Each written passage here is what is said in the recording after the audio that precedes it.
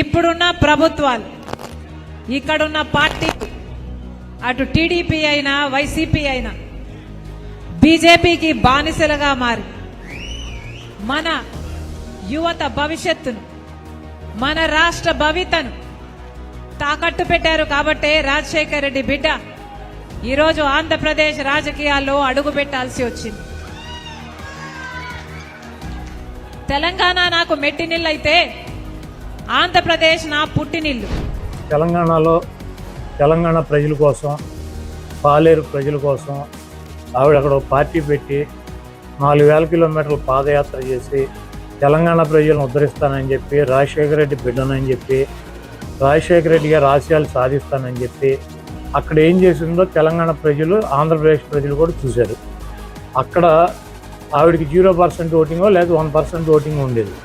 ఆ పార్టీ ఇంకో zero voting ఉన్నటువంటి పార్టీలు విలీనం చేసి ఇక్కడికి వచ్చి ఆవిడ మళ్ళీ ఇక్కడ కూడా సేమ్ డైలాగులు, ఆంధ్రప్రదేశ్ కోసమే పుట్టాను, ఆంధ్రప్రదేశ్ చరిత్ర పుట్టాను.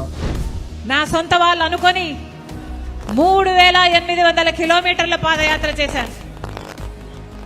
నా బిడ్డలను, నా ఇంటిని పక్కన పెట్టి వైసీపీ పార్టీని ఒకప్పుడు నా భుజస్కంధాల మీద వేసుకొని నిలబెట్టాను.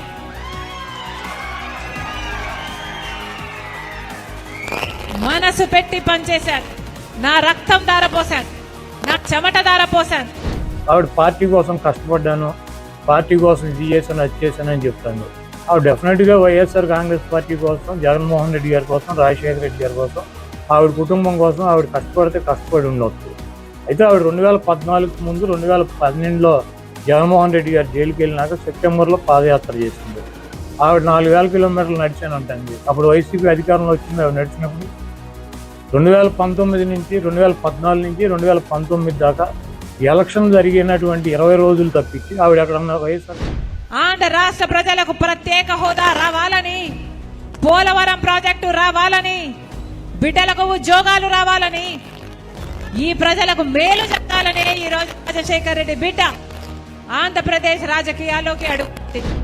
వైజాగ్లో స్టీల్ ప్లాంట్ గురించి 4 సంవత్సరాల నుంచి గొడవ జరుగుతుంది. ఆవిడేమైంది 4 సంవత్సరాల్లో ఏమైంది? పోలవరం ప్రాజెక్టు ఇప్పుడు గుర్తొచ్చింది ఆవిడికి. ఇవన్నీ కూడా రాజకీయంగా ఏదో రకంగా ఒక పదవిలోకి రావాలని చెప్పి కాంగ్రెస్ పార్టీ ప్రాపకం కోసం జగన్మోహన్ రెడ్డి గారి మీద నిందలేస్తూ తిరుగుతుంది.